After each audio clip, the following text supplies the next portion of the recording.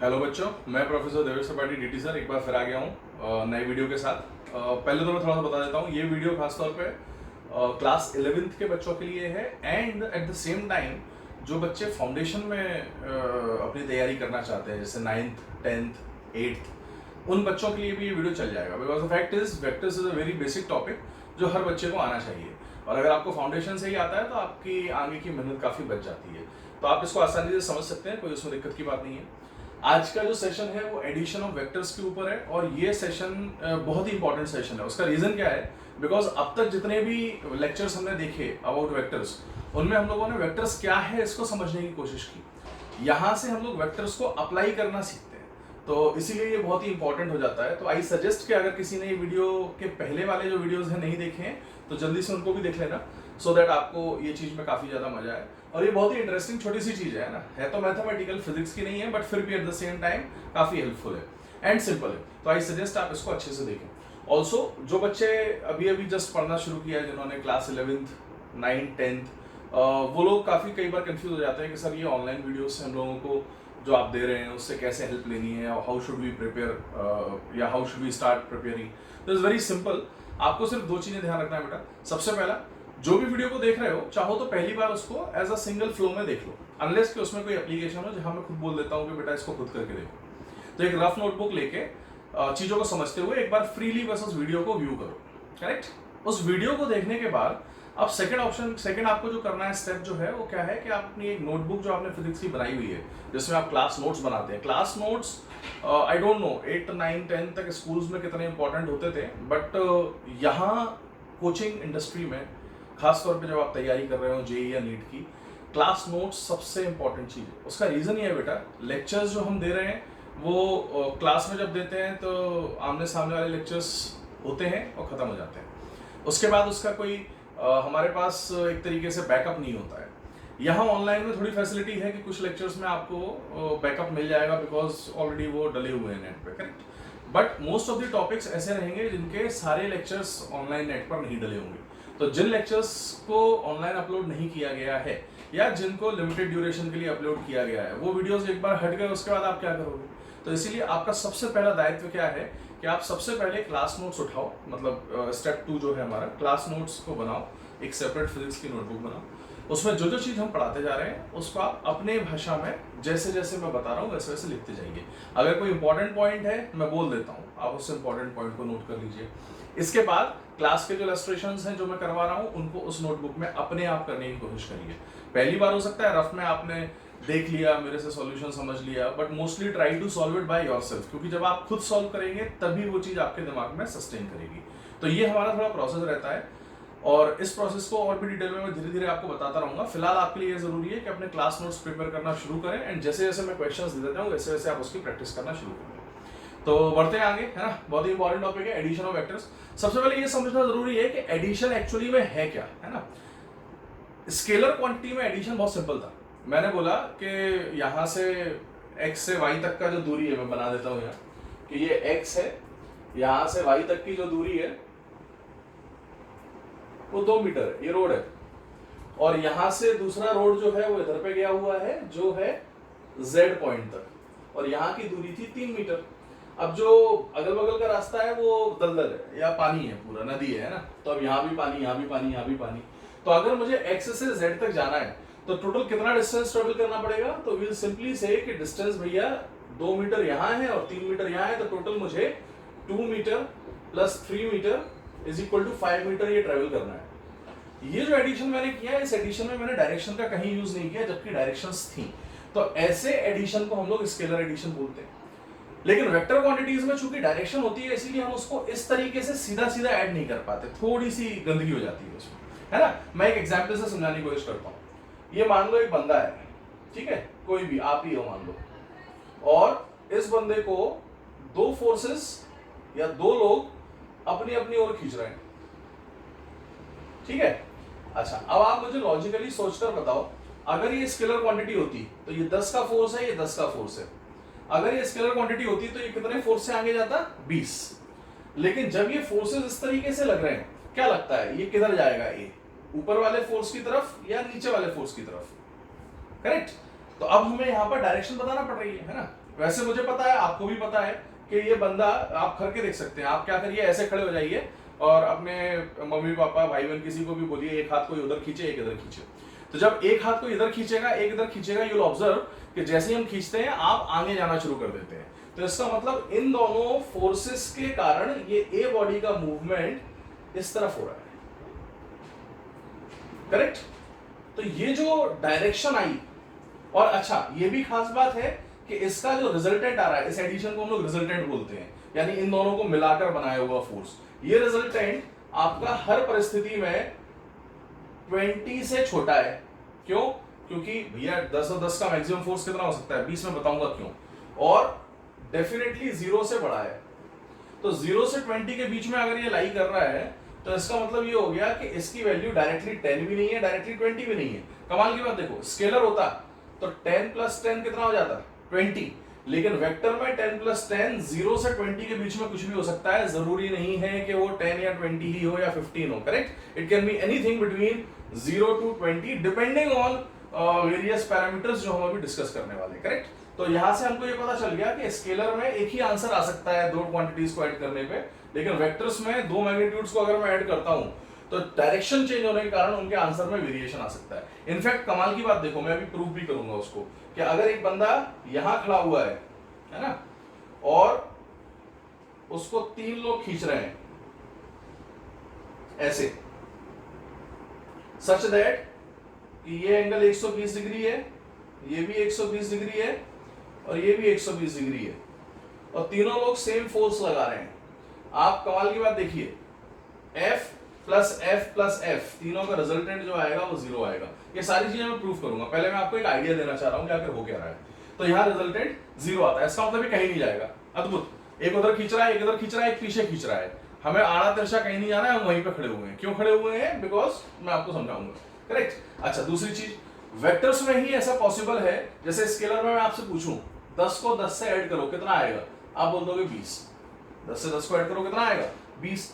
लेकिन एक खास एंगल पे अगर मैं दो वेक्टर्स लेता हूं और अब मैं 10 से 10 को ऐड करता हूं, लेट अस से दिस एंगल इज 120 डिग्री, तो यहां पर कमाल की बात देखो, 10 + 10 विल बिकम इक्वल टू 10, है ना अद्भुत, अजीब।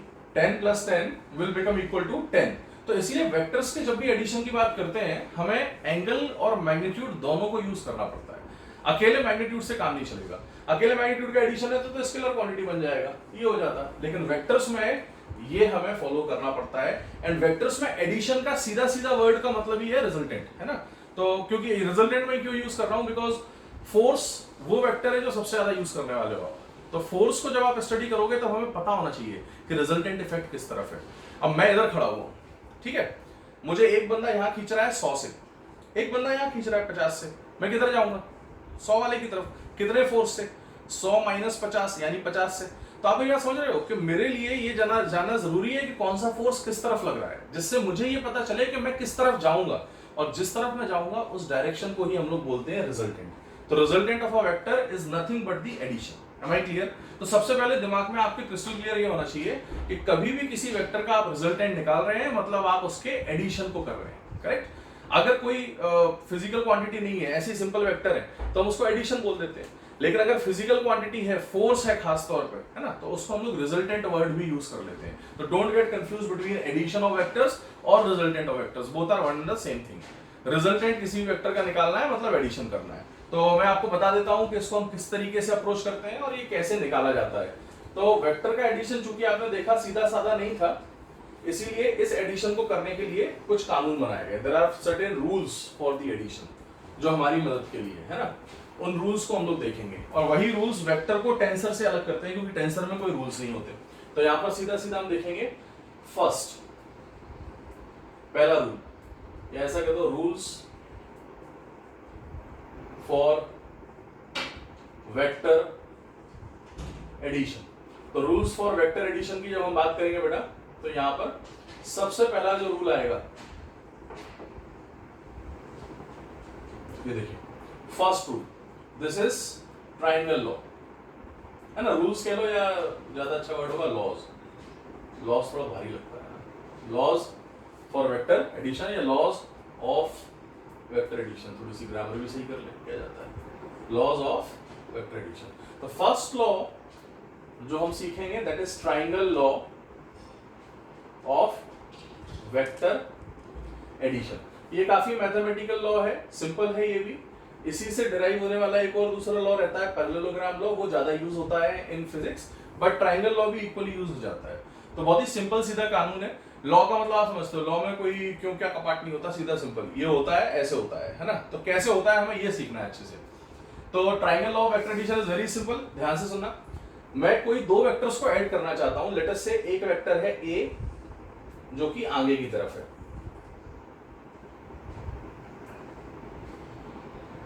ये रहा A vector, and I want to add this vector A vector to another vector which is of this sort, और ये है बी वेक्टर, ठीक है। अच्छा, ये हमको दे रखा है कि ए और बी के बीच का एंगल जो है वो थीटा है। ए और बी के बीच में एंगल कितना है, थीटा। तो बहुत ही सिंपल एडिशन है, इनफैक्ट आप लोग कर भी सकते हैं इसको। मैं आपको सिंपली बता देता हूं। ए और बी को अगर मुझे यहां ऐड करना है तो उसके एडिशन के लिए सबसे पहला ट्राइंगल रूल क्या कहता है, करेक्ट। ट्राइंगल रूल हमसे कहता है कि सर सबसे पहले अगर आपको रिजल्टेंट निकालना है आर वेक्टर और वो ए वेक्टर प्लस बी वेक्टर है, तो पहले तो ये देखो किसको किससे जोड़ रहा हो, ए को बी से या बी को ए से। हालांकि आगे बताऊंगा मैं, कोई फर्क नहीं पड़ता। अब ए को अगर बी से जोड़ना है तो सबसे पहला स्टेप क्या रहेगा, ए को बना दो। तो मैंने बेटा यहां बना दिया ए वेक्टर, ठीक है। अच्छा अब सुनना मेरी बात, जैसे ही आप ए वेक्टर को बनाओगे, ए के हेड से बी का टेल जोड़ दो, क्योंकि ए प्लस बी कर रहे हैं ना।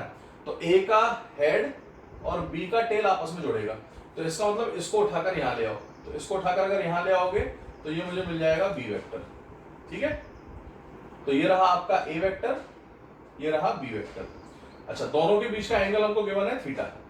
जिसको नहीं पता कि ये एंगल कैसे देखते हैं वगैरह, तो पिछले वीडियोस को एक बार देख लें। बाकी वैसे सिंपल है, अगर मैं कभी भी दो वेक्टर्स को टेल टू टेल या हेड टू हेड जोड़ता हूं तो मुझे एंगल मिलता है। तो ये मेरा एंगल थीटा नहीं होगा, ये वाला एंगल थीटा होगा। तो मुझे इसको एक्चुअली आगे खींचना पड़ेगा, तब जाकर मैं डिफाइन कर पाऊंगा एंगल। अब समझना जरा, ट्राइंगल लॉ बहुत ही सिंपल सा लॉ है। वो कहता है कि अगर ए प्लस बी करना है तो ए के हेड से बी का टेल जोड़ो, और यहां शुरू से लेकर आखिरी तक का जो लेंथ रहेगा या एरो रहेगा वो आपका रिजल्टेंट होगा। तो अगर मुझे इसमें रिजल्टेंट निकालना है तो सिंपली यहां से लेकर यहां तक की जो रिजल्टेंट लेंथ रहेगी या एरो रहेगा, that will be the resultant vector. तो देखो ये आ जाएगा कुछ इस तरीके से, करेक्ट।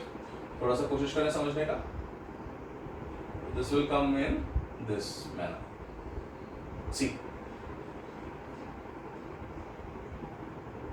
बैठ जाओ फिर यूज।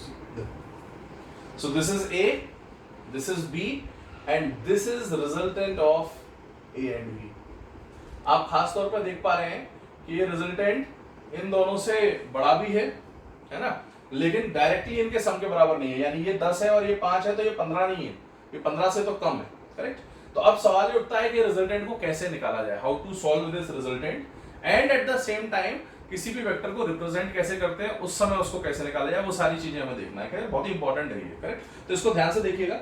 हम सिंपली क्या करने जा रहे हैं, आप सबसे पहले थोड़ा सा कॉमन सेंस और थोड़ी सी मैथमेटिक्स को यूज करेंगे। तो अगर आप लोगों ने मैथमेटिक्स के ट्रिग्नोमेट्री वाले सेक्शन को 10th में थोड़ा बहुत ध्यान से पढ़ा होगा तो आपको पता होगा कि ट्रिग्नोमेट्री में एक राइट एंगल ट्राइंगल के ऊपर हम लोग सबसे ज्यादा डिस्कशन करते हैं ना। मैं शॉर्ट में यहाँ पर बता रहा हूँ, अगर किसी को नहीं आता है तो वो यहाँ पर इस चीज को समझ ले, और आता है that's well and good, correct. आप आगे भी स्किप कर सकते हैं, बहुत ज्यादा छोटी सी चीजें हैं ये। Basics of trigonometry, basic of trigonometry, है ना, बहुत ही सिंपल है। हमने यहाँ एक राइट एंगल ट्राइंगल लिया।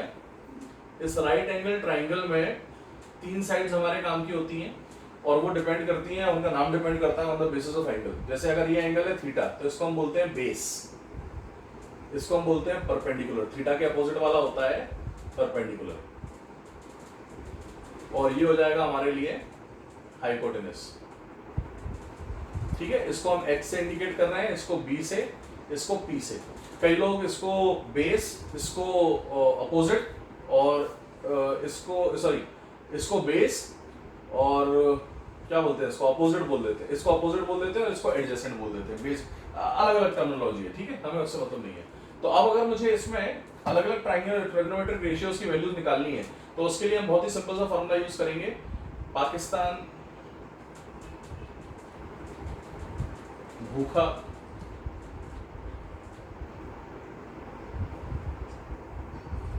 प्यासा अपॉन हिंदुस्तान हरा भरा, ठीक है, विदाउट एनी ऑफेंस, बस ट्रिक है तो ट्रिक है। तो यहां पर आप सीधा सीधा देख सकते हैं, यहां से आ गया, इसका P ले लो, इसका B ले लो, इसका P ले लो अपॉन H B। ये फॉर्मूले से आप सारे ट्रिग्नोमेट्रिक रेशियो लिख सकते हो। जैसे परपेंडिकुलर को अगर आप हाइपोटेनस से डिवाइड करते हो तो आपको मिल जाएगा साइन थीटा। क्या मिल जाएगा? Sine theta. बेस को अगर हाइपोटेनस से डिवाइड करते हो तो मिल जाएगा कॉस थीटा। परपेंडिकुलर को अगर बेस से डिवाइड करते हो तो मिल जाएगा आपको टेन थीटा। ये याद रखो, उल्टा टेन का होता है कॉट, कॉस का उल्टा क्या होता है? सेक, और साइन का उल्टा क्या होता है? कोसाइन। आई होप आपको पता होगा, बट नहीं पता तो आप यूज कर सकते हो। तो याद रख लेना यार कि अगर कोई साइन थीटा कभी भी पूछ रहा है, इसका मतलब वो रेशियो है, ये इसीलिए इनको ट्रिग्नोमेट्रिक रेशियोज बोलते हैं। तो साइन थीटा क्या हो जाएगा? सीधा सीधा perpendicular upon hypotenuse. Cos theta क्या हो जाएगा आपका? Base upon hypotenuse. Tan theta सीधा सीधा परपेंडिकुलर अपॉन बेस, ठीक है। इसी का रेसिप्रोकल ले लो, साइन का उल्टा कोसेक, मैं क्या लिख दिया मैंने? कोसेक है ना। कोसेक थीटा जो होगा that will become उल्टा of sine, sec theta will become उल्टा of cos, and cot theta will simply become उल्टा ऑफ tan theta। तो ये वैल्यूज हमारे सामने आ गई इस तरीके से। Am I clear about this thing? तो यहाँ से हम लोग बेसिक्स ऑफ ट्रिग्नोमेट्री को स्टडी कर सकते हैं, करेक्ट। तो यहाँ पर ये हमारे सामने ट्रिग्नोमेट्रिक रेशियोज आ गए। अब इसको यूज कैसे करना है थोड़ा चालाकी से समझो। आप अगर ध्यान से देखो तो यहाँ भी तो ये एक ट्रायंगल बन ही रहा है, देखिए, है ना। अच्छा, जो लोग थोड़ा बहुत इसको जानकारी रखते हैं ट्रिग्नोमेट्री वगैरह की, मैं चाहूंगा कि वो खुद ही इसको पॉज करके वीडियो को यहाँ पर रिजल्टेंट की वैल्यू को ड्राइव करने की कोशिश करें, और जिनको नहीं है वो समझे इसको। तो थोड़ा ध्यान से देखो, इसी ट्रायंगल में आप अगर ऑब्जर्व करो, ये वाली लेंथ तो b है बेटा, है ना। b वेक्टर अगर इसका टोटल वैल्यू है तो इसका मैग्नीट्यूड कितना है? b। अब सोच कर देखो, अगर इसका मैग्नीट्यूड b है तो क्या हम इन दोनों साइड्स को निकाल सकते हैं? बिल्कुल निकाल सकते हैं। इसका एक सिंपल तरीका है और एक मैथमेटिकल है, मैं आपको बता देता हूं। दोनों एक्चुअली है तो सेम ही। आप ट्रिग्नोमेट्री का यूज करेंगे तो इस साइड का नाम रख दो परपेंडिकुलर और इसका नाम रख दो बेस। तो अगर मैं परपेंडिकुलर निकालना चाहता हूं तो आपको मालूम है साइन थीटा जो होता है ना, यहां लिख देता हूं। साइन थीटा सिंपली होता है हमारा perpendicular upon hypotenuse. Now perpendicular is p and hypotenuse is b। तो यहां से p की जो वैल्यू आएगी वो सीधा सीधा b sin थीटा बन जाएगा। तो perpendicular will become b sin theta. And similarly base की वैल्यू निकालनी है तो हमें यहां पर लेना पड़ेगा cos थीटा। तो cos थीटा क्या होता है? सीधा सीधा बेस अपॉन हाइपोटेनस। आपको मालूम है हाइपोटेनस b है, तो यहां से सीधा सीधा बेस की वैल्यू जो आ जाएगी that will B b cos theta. आगे के लिए आप लोग इसको याद रखें क्योंकि ये बहुत ही ज्यादा यूजफुल है और बहुत ही ज्यादा जरूरी होता है फिजिक्स में, कंपोनेंट ऑफ अ वेक्टर। तो आप याद रखिए कि अगर ये b है तो इसको हमेशा दो वेक्टर्स में ब्रेक कर सकते हैं, एक पैरेलल दूसरा परपेंडिकुलर। तो ये दोनों जो वेक्टर्स हैं इनकी वैल्यू बहुत सिंपल रहती है, जिस तरफ थीटा आता है उस तरफ b का cos कंपोनेंट आएगा। तो b का यहाँ वाला कंपोनेंट हो जाएगा b cos थीटा। तो यहाँ वाला कंपोनेंट जो है this will become b cos theta, और यहाँ वाला जो कंपोनेंट है this will become b sin theta. तो याद रखना सिर्फ इतना, थीटा की तरफ cos थीटा आता है ना, ऐसे याद रखो। तो सिंपल अगर आप देखना चाहो तो जैसे मान लो ये रहा एक a, है ना, इसकी वैल्यू है 10, और कोई पूछता है कि सर बताइए इस तरफ इसका थीटा है तो 10 का यहाँ का कंपोनेंट कितना होगा? तो आप सीधा सीधा कह सकते हैं यहाँ से 10 का ये वाला कंपोनेंट हो जाएगा 10 cos थीटा, करेक्ट। तो 10 का ये वाला कंपोनेंट कितना है? 10 cos थीटा। तो ये वाला कितना होगा? 10 sin थीटा। इसको यहाँ भी लिख सकते हो, आपकी चॉइस है। तो आप याद रखो थीटा की तरफ cos आएगा, ये हमारे लिए इंपॉर्टेंट है। सिंपल हो जाता है इससे, आता तो यहीं से एक है। तो अल्टीमेटली अब आप थोड़ा ध्यान से समझना, ये एक राइट एंगल ट्राइंगल बन गया। यहां से यहां तक की लेंथ कितनी है? a। यहां से यहां तक की अभी निकाली b cos थीटा, तो कैन यू टेल मी यहां से यहां तक की लेंथ कितनी रहेगी? तो हम इसको बोल सकते हैं a plus b cos theta.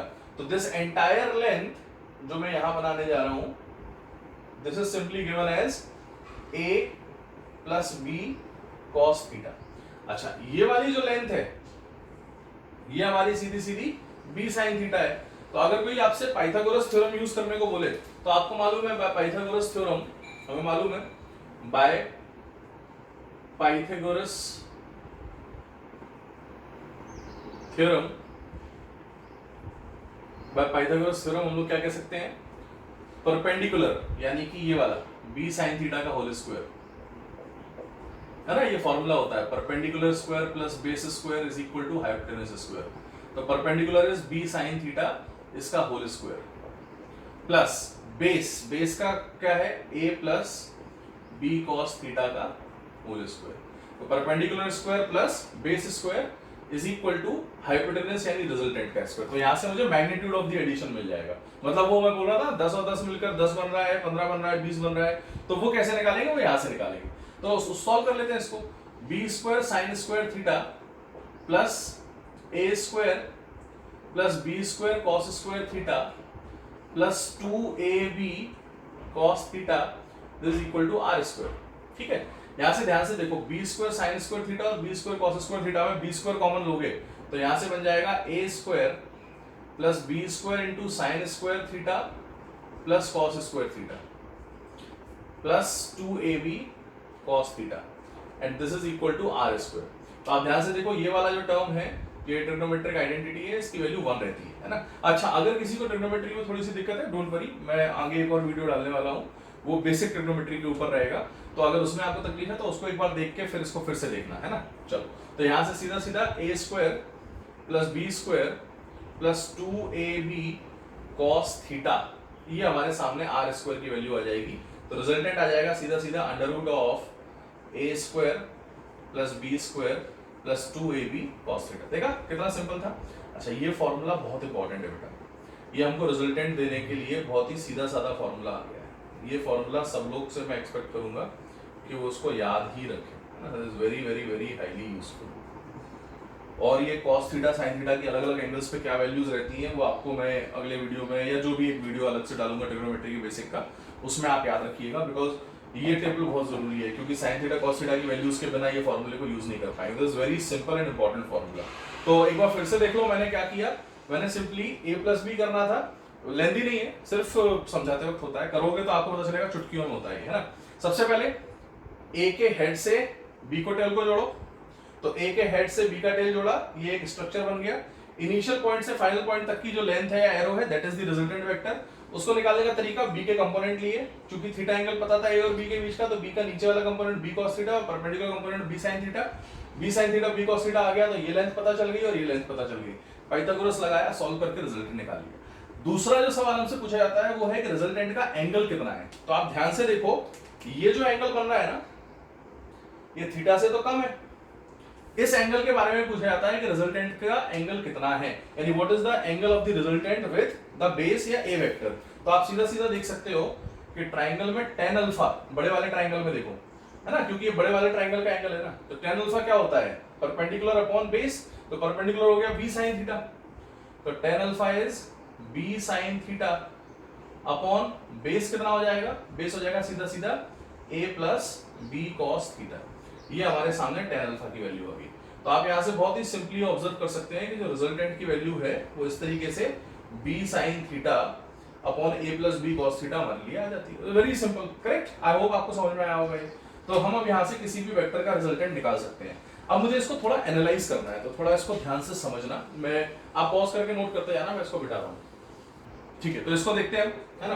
तो यहाँ से tan अल्फा वगैरह हम रिजल्टेंट निकाल चुके हैं। तो फाइनली मैं यहाँ फिर से लिखता हूँ कि जो रिजल्टेंट हमारा आया, यानी कि कोई भी दो वेक्टर्स हैं, a वेक्टर और b वेक्टर, तो इन a vector plus b vector का जो मैग्नीट्यूड आएगा, अब समझें, r vector is the magnitude and direction both, but r is simply the magnitude. तो r की वैल्यू कितनी आती है? अंडर रूट ऑफ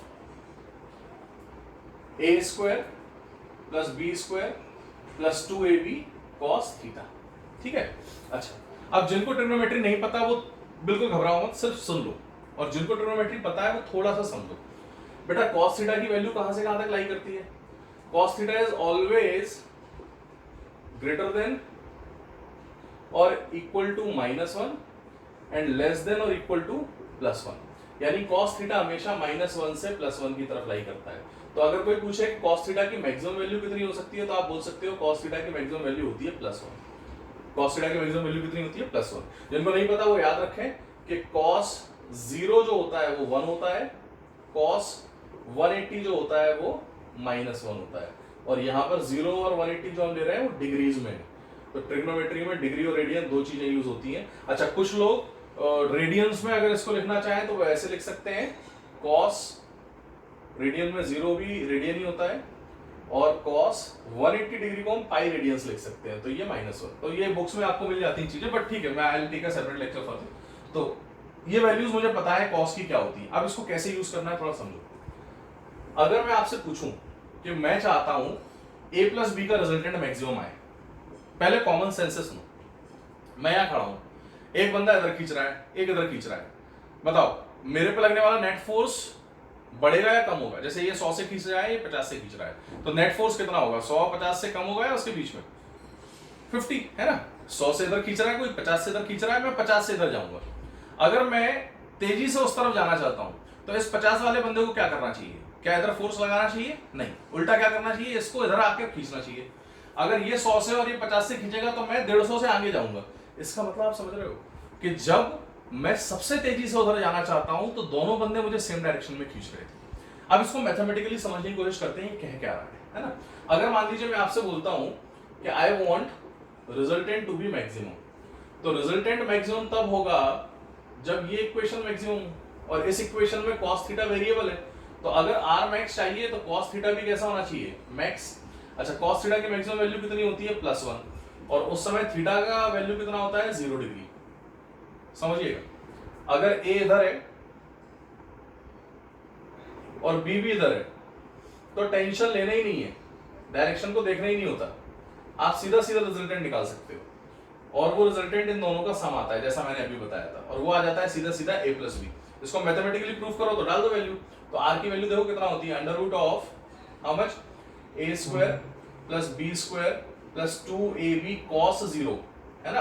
और cos 0 कितना होता है? 1। तो cos 0 अगर 1 होता है आपका तो यहाँ सब्स्टिट्यूट कर दो इसकी वैल्यू 1, तो यहाँ से देखो r की वैल्यू आ जाएगी under root of a square plus b square plus 2ab। इसको हम लिख सकते हैं under root of a plus b का होल स्क्वायर। अच्छा, इससे फायदा क्या हो गया? स्क्वायर और रूट का वैल्यू होती है हाफ पावर होती है, तो r को सीधा सीधा लिख सकता हूं मैं a प्लस बी। यानी कि अगर दो वेक्टर्स सेम डायरेक्शन में हैं तो उसका जो सम होता है that is simply given as a plus b, correct? और यही जो सम होता है ना, इसी को हम लोग बोलते हैं मैक्सिमम रिजल्टेंट। यानी कि दो वेक्टर्स का मैक्सिमम कब आएगा? दो इंपॉर्टेंट पॉइंट, जब एंगल होगा 0 डिग्री और वैल्यू कितनी आएगी? दोनों का डायरेक्ट सम। तो अगर मैं 10 को 10 से जोड़ रहा हूं 20 आंसर आ सकता है, पर ये कब आएगा? जब दोनों सेम डायरेक्शन में हो, 10 भी और 10 भी। यानी if the two vectors are in same direction their resultant will directly be addition of the two vectors, correct? और डायरेक्शन चेंज नहीं होगी, जो दोनों की सिंगली इंडिविजुअली है वही दोनों की मिला के होगी रिजल्टेंट की। तो अगर मान लीजिए ए ईस्ट में लग रहा है, बी भी ईस्ट में लग रहा है, तो रिजल्टेंट भी ईस्ट में लगेगा, और सम कितना होगा? सीधा सीधा a plus b, directly add कर सकते हैं। अच्छा, वहीं पर अगर मैं आपसे पूछूं कि मिनिमम वैल्यू कितनी होगी, तो वो भी बहुत आसान है, सेम तरीके से आप निकाल सकते हैं, है ना भैया? जब मैक्सिमम के लिए थीटा 0 डिग्री है ना, cos थीटा +1 है, तो मिनिमम के लिए कितना हो जाएगा? -1। तो डाल दो। सेकंड, मुझे चाहिए r is equal to r minimum, और r मिनिमम की कंडीशन क्या है? cos थीटा भी कैसा हो जाए? मिनिमम। और cos थीटा मिनिमम कितना हो सकता है? अभी अपन ने देखा वो हो सकता है -1।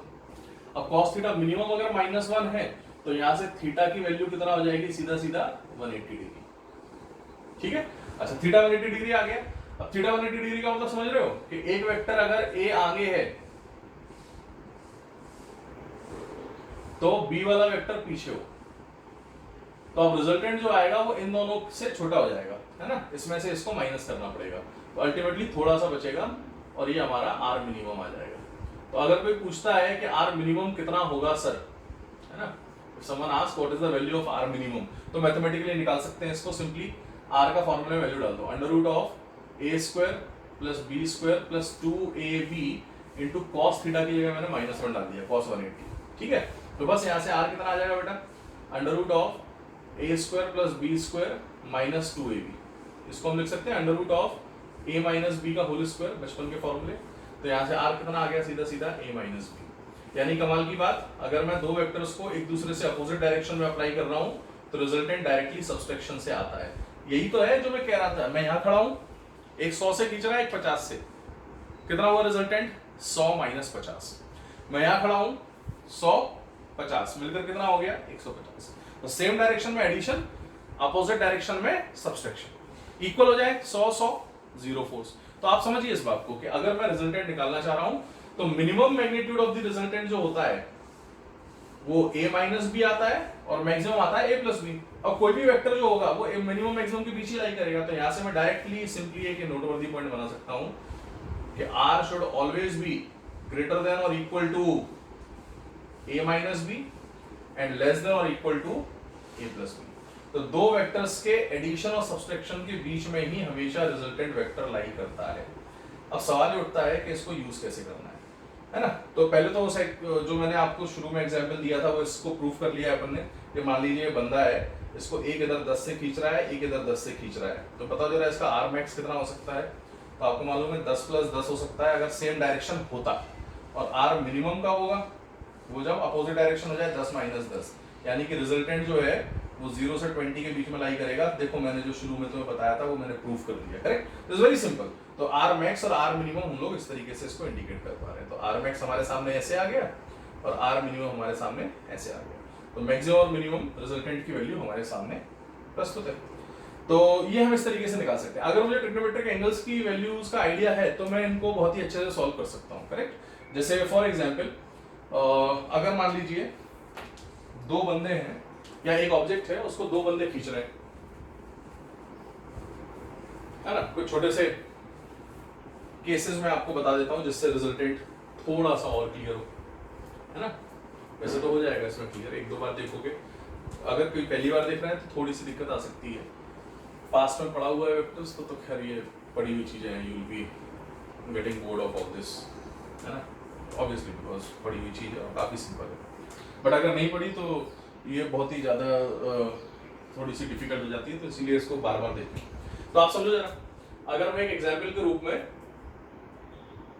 दो फोर्सेस लेता हूं, है ना, ये एक बॉडी है, इसको एक बंदा आगे खींच रहा है F से और दूसरा भी आगे खींच रहा है F से, तो बताओ रिजल्टेंट फोर्स कितना आएगा। तो आपको मालूम है रिजल्टेंट फोर्स आ जाएगा 2F। हम मैग्नीट्यूड की बात कर रहे हैं, डायरेक्शन आप देख सकते हो, करेक्ट। अच्छा, सेकंड, अगर एक बंदा आगे खींच रहा है F से और एक बंदा पीछे खींच रहा है F से, तो अब रिजल्टेंट कितना आ जाएगा, 0। आई होप ये क्लियर है ना, यही कर रहे हैं तब से। थर्ड, एक बंदा इसको खींच रहा है आगे F से और दूसरा खींच रहा है ऊपर F से। अब खास बात देखो, अब एंगल दोनों के बीच का 90 है, यानी मिनिमम मैक्सिमम के अलावा। तो अब इसको कैसे सॉल्व करेंगे, तो आपको ये पता होना चाहिए कि cos 90 जो होता है वो होता है 0, ठीक है। और फॉर्मूला लगा दो बस, रिजल्टेंट का फॉर्मूला क्या होता है, under root of a square plus b square plus 2ab cos 90। अब cos 90 इज 0, तो this will turn out to be 0। ये 0 बन गया तो सीधा सीधा रिजल्टेंट कितना आ गया, under root of a square plus b square. अच्छा, a की जगह है f और b की जगह भी है f square plus f square हो गया 2f स्क्वायर, रूट के बाहर ले लो तो ये हो जाएगा f रूट 2। यानी कमाल की बात देखो, जब भी इस f और f को जोड़ोगे तो रिजल्ट f रूट 2। अच्छा, डायरेक्शन की बात करें तो डायरेक्शन के लिए क्या करते हैं, पहले वेक्टर के हेड से दूसरे का टेल जोड़ दो तो ये आपका रिजल्टेंट बनता है। तो इसका मतलब इसका रिजल्टेंट यहाँ कहीं आएगा। तो ये हमारा r वेक्टर है, डायरेक्शन इसकी ऐसे है। समझेगा नहीं, सिंपल, करेक्ट। अच्छा, ऐसे ही बताओ मुझे, अगर मैं आपसे बोल दूं कि मुझे दो वेक्टर्स दे रखे हैं और दोनों के बीच का एंगल है 60 डिग्री, ट्रिग्नोमेट्रिक रेशियोज की वैल्यूज पता होना चाहिए इसके लिए, अदरवाइज ये थोड़ा सा डिफिकल्ट हो जाता है। नहीं पता तो कोई बात नहीं, मैं भी बताऊंगा, डोंट वरी, है ना। अपनी जो ऐप है उस पर ये वीडियो आ जाएगा इसका। तो यहाँ पर अगर मैं 60 डिग्री लेता हूँ तो जो रिजल्टेंट आएगा r, this will be under root of f square plus f square a square plus b square plus 2। ओहो हो, ये क्या बना दिया था, ये तो 120 हो गया भाई। ये रहा एफ और ये रहा एफ। 60 डिग्री ऐसा होता है, तुम कुछ भी लिखते रहते हो, कोई नहीं, सब मुंह आया है। देखो तो एफ और एफ का रिजल्टेंट लेना है तो पहली बात तो इनके बीच में आएगा, क्योंकि इक्वल फोर्स है तो सीधा सीधा बाइसेक्ट कर दो, बहुत हो गया। ये रहा रिजल्टेंट, है ना। अच्छा, इसकी वैल्यू कितनी रहेगी अगर कोई पूछे तो आप सीधा सीधा क्या निकाल सकते हो। इसकी वैल्यू के लिए हम लोग सीधे से इसको सॉल्व कर देते हैं, 2ab cos थीटा। अच्छा, cos 60 कितना होता है ये आपको पता होना चाहिए, है ना। कितना होता है पता है, cos 60 is simply given as half. ठीक है, तो cos 60 हाफ है तो इसको सब्स्टिट्यूट कर दो तो r आ जाएगा under root of 2f square plus 2f square cos 60 यानी हाफ, तो ये कट गया f square, 2f square plus f square हो गया 3f स्क्वायर। रिजल्टेंट आ जाएगा सीधा सीधा f root 3 and is the answer to this question. देखा, things are very simple if we deal it simply. तो सिंपल सा तरीका है, एडिशन ऑफ वेक्टर्स हमने इस तरीके से कर लिया, बट ये ट्रिग्नोमेट्रिक रेशियोज की वैल्यूज पता होना चाहिए तभी ये चीज हो पाती है ना। अच्छा, दूसरे तरह का सवाल भी आता है इसमें, वो ये पूछता है, अच्छा एक और केस देख लो पहले, फिफ्थ, ये भी बहुत इंपॉर्टेंट केस है। मान लीजिए एक फोर्स लग रहा है इधर, ये सबसे इंपॉर्टेंट केस है इस टॉपिक का, और दूसरा फोर्स इधर लगा दिया मैंने F, और दोनों के बीच का एंगल है 120 डिग्री। कितना एंगल है दोनों के बीच में बेटा, 120 डिग्री। तो जो रिजल्टेंट आएगा वो बीच में आता है, खास बात, इस रिजल्टेंट की वैल्यू F के बराबर आती है। प्रूफ करके देख लो, cos 120 simply given as minus of half, तो r हो जाएगा under root of a square plus b square plus 2ab cos 120 is minus of half. तो ये 2 से 2 कट गया, तो f square plus f square minus f square, कितना बचा, f square. Resultant of root of f square मतलब r equal to f। तो कितना सिंपल था, correct. We are not discussing directions, directions पे मैं आऊंगा अलग से, पैरेललोग्राम हम लोग यूज करूंगा मैं डायरेक्शंस की, वो ज्यादा सिंपल रहता है, बट रिजल्टेंट आप इस तरीके से निकाल सकते हो। ठीक है, तो अगर आपको ये समझ में आया तो जल्दी से मुझे इसका जवाब दो कमेंट सेक्शन में, है ना। पॉज करके जवाब देना ईमानदारी से, कि अगर मैं आपसे बोलता हूं कि मैंने 2 वेक्टर्स ऐड किए, क्वेश्चन है, आप इसको चाहो तो नोट कर लिए। Question says find out the resultant of, या ऐसा कह लो, the resultant of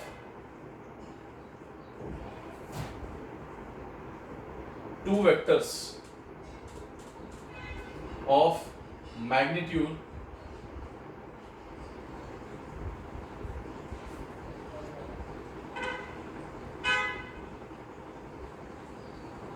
8 units and 4 unit is option number A 2 unit,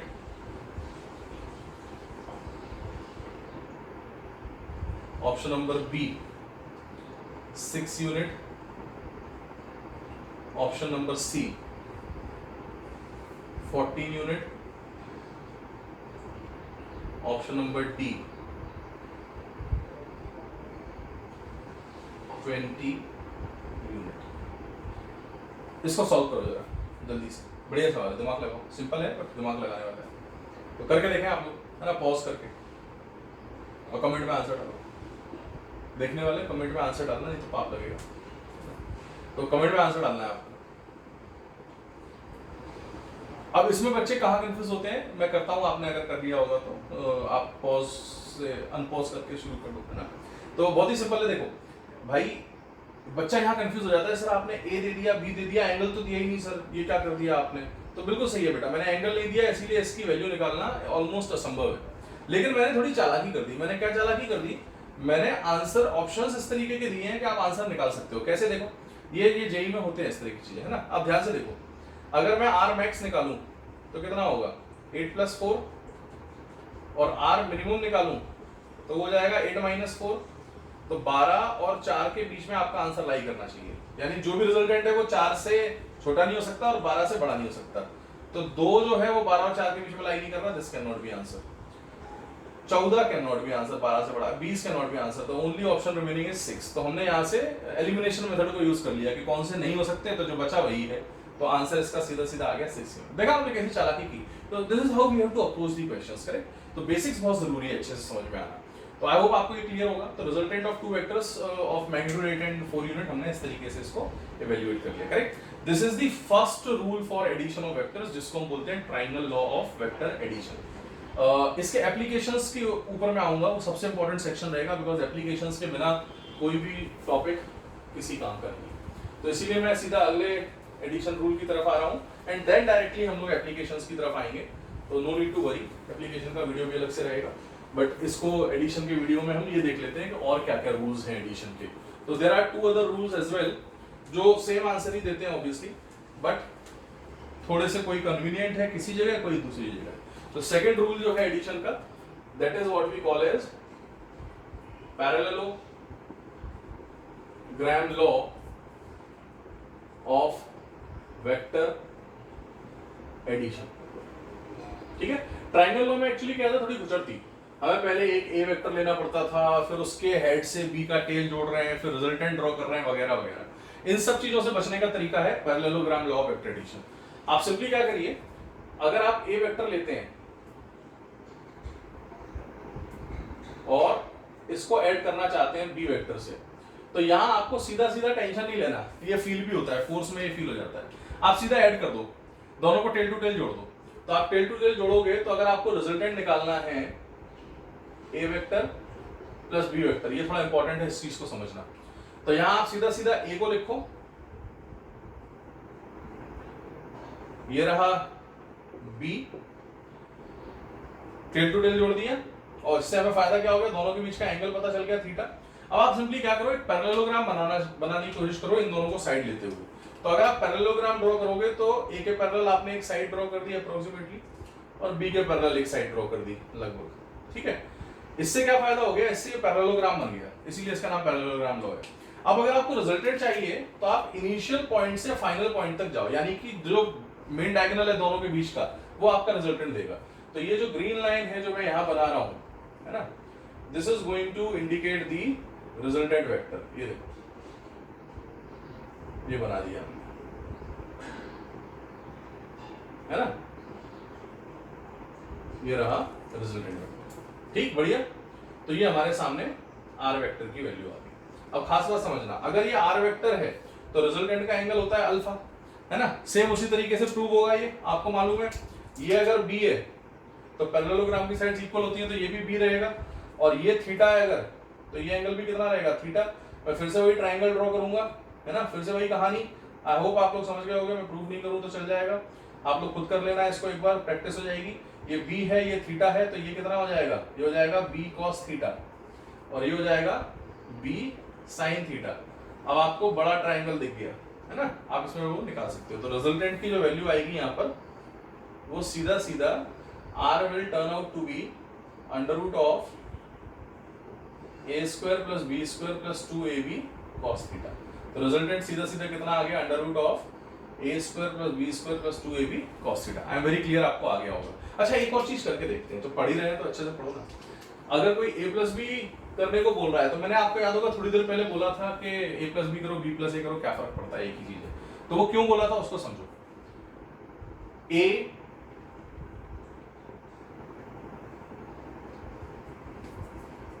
plus B, resultant कहां आएगा, देखो जरा ध्यान से, मैं ड्रॉ कर रहा हूं इसको, है ना। पैरेललोग्राम लॉ एक्चुअली सिंपल पड़ता है समझने में, विजुअलाइज करने में, है दोनों एक ही, ये ट्रायंगल बन गया और ये पैरेललोग्राम बन गया। तो आप अगर ध्यान से देखें तो रिजल्टेंट आया हमारा ये। So this is a, this is b, this is going to be a plus b in vector form, ठीक है। अच्छा, अब खास बात लेना, अगर मैं b प्लस a करता तो मैं क्या करता, मैं b को a से जोड़ने की कोशिश करता। तो b प्लस a के लिए हम सिंपली क्या करेंगे, हम ले लेंगे b वेक्टर और इसको जोड़ेंगे सीधा सीधा a से, टेल टू टेल अटैच कर दो। ध्यान से देखो, वही तो चित्र बन गया यार, चाहे a प्लस बी करो चाहे b प्लस ए करो, दोनों से आंसर कैसा आ रहा है? सेम। तो ये आपका b वेक्टर है, ये आपका b वेक्टर है, ये आपका a वेक्टर है। तो रिजल्टेंट कितना आ गया? a vector plus b vector. तो कोई फर्क नहीं पड़ता a प्लस बी करो या फिर b प्लस ए करो। तो यहां से बहुत ही इंपॉर्टेंट नोटवर्दी पॉइंट आ गया, आप लोग लिख लेना, वेक्टर एडिशन इज कम्यूटेटिव। इस प्रॉपर्टी को हम लोग बोलते हैं बेटा कम्यूटेटिव ना। कम्यूटेटिव का मतलब क्या होता है? सीधा सीधा a vector plus b vector करो या फिर b vector plus a vector करो, दोनों से आंसर जो है वो एकदम सेम आता है। तो a plus B and b plus A are exactly same, कोई फर्क नहीं है ना। तो सिंपल, ये आप याद रखिएगा। अच्छा, अब इसके बाद एक चीज और समझो, ये आपने देखा कि पैरेललोग्राम लॉ में जो डायगोनल है वो हमको रिजल्टेंट दे रहा है। अच्छा, दूसरा डायगोनल भी तो कुछ दे रहा होगा, ये हमको क्या दे रहा है? ये भी थोड़ा सोचते हैं ना, ये भी सिंपल सी चीज है, आप समझिए। तो हो क्या रहा है कि अगर मैं वेक्टर को एडिशन कर रहा हूं तो ये जो रिजल्टेंट है ये क्या देगा हमको, इस चीज को समझते हैं। इसके लिए मैं आपको एक और मेथड, एक और चीज बताता हूं, that is the subtraction of two vectors. Subtraction of two vectors जो है वो एक्चुअली वेक्टर्स में डिफाइंड ही नहीं है ना। There is no such rule for subtraction of vectors. Vector का सब्सट्रैक्शन होता ही नहीं है, लेकिन नहीं होता नहीं है कहना गलत होगा, होता तो है पर कोई रूल नहीं है उसका, है ना। लेकिन हम लोग चालाकी से एडिशन रूल से ही सब्सट्रैक्शन रूल बना सकते हैं। तो अगर सब्सट्रैक्शन ऑफ वेक्टर निकालना है मुझे, सब्सट्रैक्शन ऑफ वेक्टर्स, तो बहुत सिंपल है ये। हम सिंपली क्या करेंगे, जैसे मान लो ये रहा एक ए वेक्टर, इसी को करके देखते हैं ना जो अपन कर रहे थे अभी। ये रहा ए वेक्टर और ये रहा बी वेक्टर, और मुझे इस बार रिजल्टेंट निकालना है या मुझे इस बार a माइनस बी निकालना है। तो मैं इसका नाम रख देता हूं r डैश, और r डैश वेक्टर हो गया a vector minus b vector. अब मैं चालाकी करूंगा, देखो चूंकि सब्सट्रैक्शन का अलग से कोई कानून नहीं है पर एडिशन का तो है, तो क्या मैं इसको ऐसे लिख सकता हूं, a vector plus minus b vector. Past में आपने पढ़ा है माइनस बी वेक्टर, जो वीडियो 1 था उसमें क्या बताया था, वीडियो 2 में, कि माइनस बी वेक्टर का मतलब होता है opposite of B vector. Opposite of B vector का मतलब क्या हो गया कि अगर बी ऊपर है तो माइनस बी नीचे। तो अगर मैं ए को माइनस बी से ऐड करूं तो अभी तो सेम आंसर आएगा। तो इस बार अब क्या कर रहे हैं, हम पैरेललोग्राम लॉ ही यूज कर रहे हैं, ट्रायंगल भी यूज कर सकते हैं, बट हम उसमें ए वेक्टर को बी से ना ऐड करते हुए माइनस बी से ऐड कर रहे हैं। तो माइनस बी जो है वो हमारा ऐसे ना जाता हुआ वो इधर चला जाएगा, है ना। तो ये हो गया आपका माइनस बी। अब बस खत्म सवाल, पैरेललोग्राम नीचे की तरफ बना दो। ध्यान से देखो तो समझा रहा है इस चीज को कि अगर ये a था और ये माइनस बी है, तो इससे जो रिजल्टेंट आया हमारा वो इधर की तरफ आ गया और ये रिजल्टेंट आ गया, है ना। इसी रिजल्टेंट को हम लोग क्या बोल देते हैं सीधा सीधा, कि ये अगर a है ये b है, तो ये हो गया r dash vector, that is a vector minus b vector. अच्छा, थोड़ा सा ध्यान से देखो, a प्लस बी कितना आया था। तो b अगर हमने ऊपर लिया होता, क्योंकि माइनस बी नीचे है तो प्लस बी ऑब्वियसली किधर होगा, ऊपर। तो b अगर ऊपर लेते हैं तो अब पैरेललोग्राम बनाने पे यहां जो डायगोनल आता ये हमको क्या दे रहा है, ये हमको दे रहा है a vector plus b vector. थोड़ा कॉमन सेंस से देखो और समझो, ये लाइन और ये लाइन आपस में पैरेलल नहीं है। तो अगर ये r डैश है तो ये वाला भी तो r डैश होगा। इससे क्या पता चला मालूम है, इससे बहुत खास बात पता चल गई, समझिएगा इसको, है ना। इसको बार बार देखना बेटा अगर समझ में ना आया, इज वेरी इंपॉर्टेंट, करेक्ट। अगर मैं आपसे बोल रहा हूं कि दो वेक्टर्स हैं a और दूसरा है b, और वो पूछ रहा है पैरेललोग्राम लॉ से इसको हम ऐड कर रहे हैं, तो जो इनको बाइसेक्ट करने वाला डायगोनल रहेगा, बाइसेक्ट करना सही वर्ड नहीं है बट ठीक है, बीच में जो इनका डायगोनल रहेगा, ये हमको रिजल्टेंट देता है a प्लस बी।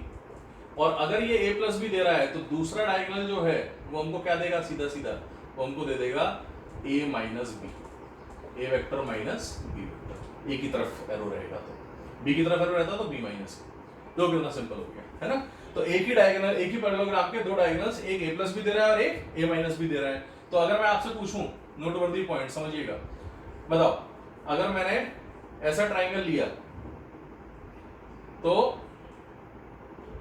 दोनों डायगोनल्स के नाम होते हैं, इसको हम बोलते हैं मेजर डायगोनल, है ना, जो बड़ा वाला होता है, और ये हो गया हमारा माइनर डायगोनल। तो अगर मैं आपसे बोलता हूं कि जो हमारा थीटा है वो एक्यूट है, तो मेजर डायगोनल क्या देगा, मेजर डायगोनल क्या देगा, ये वाला, ये देगा हमको एडिशन, और माइनर डायगोनल क्या देगा, माइनर डायगोनल देगा सब्सट्रैक्शन, a माइनस बी, है ना, सिंपल, करेक्ट। अच्छा, अगर मेरा थीटा जो है वो ऑब्ट्यूस हो जाए 90 डिग्री से ज्यादा, तो ये रहा a और मान लो ये रहा b, ठीक है। अब पैरेललोग्राम लो, सीधा सीधा पैरेललोग्राम बनाना है, बहुत सिंपल लॉ है ये, थोड़ा सा यूज करोगे आपको क्लियर हो जाएगा, है ना, no need to worry about anything. ये देखो, तो अब ये रिजल्टेंट आएगा, ठीक है, बट ये छोटा है तो इसको हम बोलेंगे माइनर, और ये वाला जो है वो आपका क्या बनेगा, मेजर। तो अगर कोई पूछे कि मेजर डायगोनल क्या दे रहा है, तो अब यहाँ पर आप बोल सकते हो मेजर डायगोनल जो रहेगा that will be A vector minus B vector, और माइनर डायगोनल जो रहेगा वो हमको क्या देगा, वो दे देगा A vector plus B vector. तो parallelogram law is a very simpler form for finding out the resultant. इसमें फील हो जाता है भाई, सीधी बात है ना, ए इधर लग रहा है बी इधर लग रहा है तो मैं उधर जाऊंगा, है ना, तो रिजल्टेंट हमें पता चल गया किससे, पैरेललोग्राम लॉ से। एंगल्स निकालना भी आसान है, everything is quite simple with this parallelogram law of vector addition. और सब्सट्रैक्शन अलग से नहीं होता, सब्सट्रैक्शन को हमने चालाकी से सीख लिया। तो एडिशन निकाल रहे थे, हमने नेगेटिव एडिशन कर दिया साथ में, तो सब्सट्रैक्शन बन गया वो। तो रूल अलग से नहीं है बट हम कर सकते हैं उसको। तो यहां से हमें सब्सट्रैक्शन ऑफ वेक्टर पता चल गया। अब लास्ट, इसमें भी वही एप्लीकेबल है कि रिजल्टेंट की मैक्सिमम वैल्यू a प्लस भी हो सकती है और मिनिमम a माइनस भी हो सकती है, बिकॉज a प्लस भी जब करने बैठोगे तो पैरेललोग्राम की जगह स्ट्रेट लाइन बन जाएगी, है ना, a माइनस b में भी। अच्छा, last third type of vector जो आपको पता होना चाहिए, या third rule of addition is polygon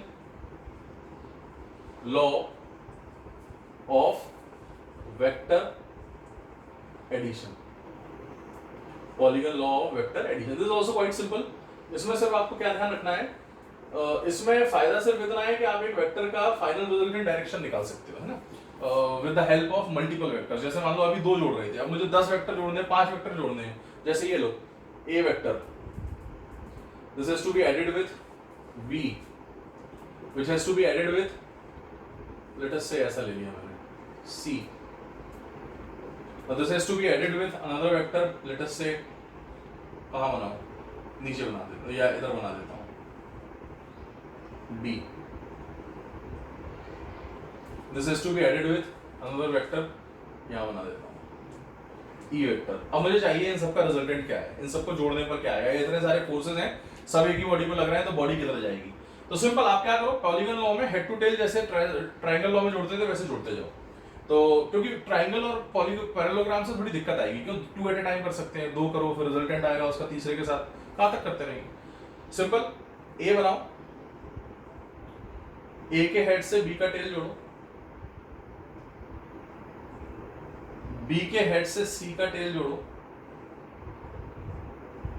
सी के हेड से डी का टेल जोड़ो,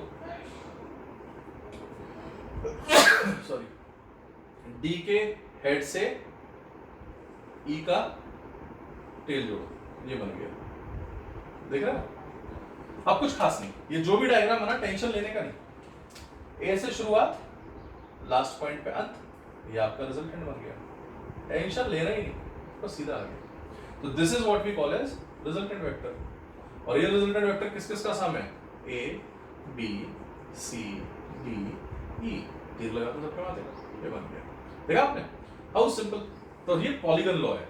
इसकी खासियत क्या है, इसका यूज क्या है, इसके कुछ अच्छे क्वेश्चंस हैं।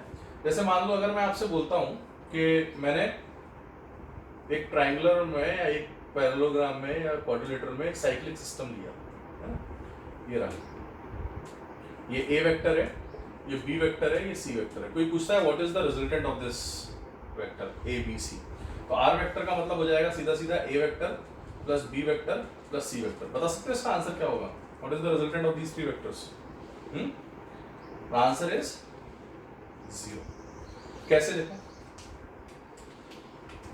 ए से गए बी, बी के हेड से सी का, ए के हेड से बी का टेल, बी के हेड से सी का टेल, जहां से शुरू किया वहीं खत्म कर दिया। तो इनिशियल फाइनल पॉइंट के बीच का सेपरेशन कितना है, 0, तो रिजल्टेंट कितना आ जाएगा, 0। तो this is one important thing, है ना। और यही क्यों, तो मैं ऐसा ले लो 1 2 3 4 5 6 7 8 9।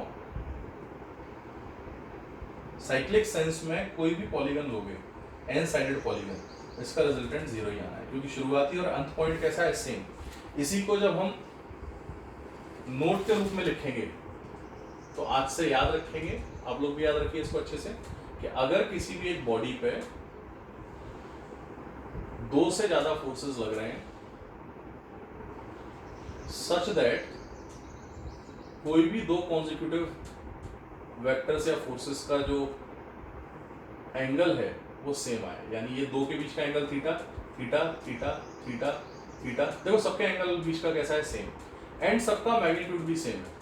तो ऐसे जितने भी n नंबर ऑफ क्या, हजारों लाखों वेक्टर ले लो, सबका रिजल्टेंट हमेशा कितना आएगा, 0। So if the angle between 2 vectors, ये कैसे आया, ये अगर आपको प्रूव करना है तो ऐसे समझ लो।